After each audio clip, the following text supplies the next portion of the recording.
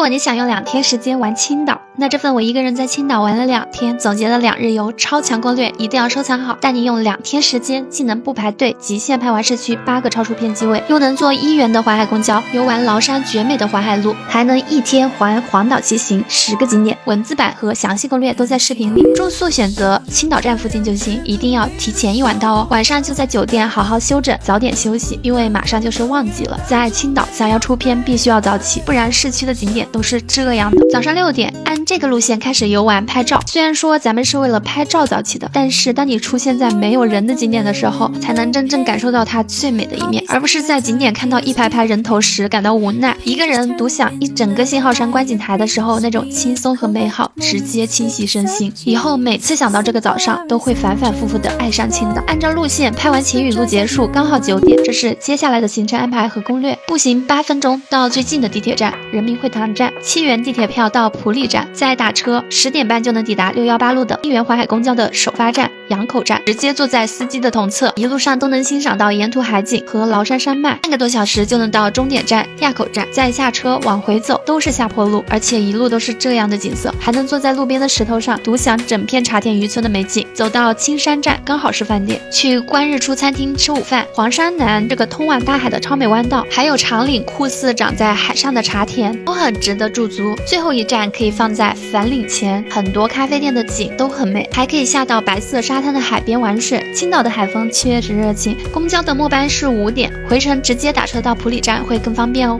这是第2天的时间路线规划，地铁1号线直达黄岛，电动车选择金沙滩附近会更方便哦。上午咱们就从金沙滩开始，沿着九龙山的骑行道边走边玩，一路上不仅风景好，沙滩也很多。按顺序会经过凤凰山、海神庙，海神庙进去就是海上栈道、山涧溪谷，13号口到20号口，每一个都可以骑车进去转一圈哦。随便一块礁石我都能坐好久。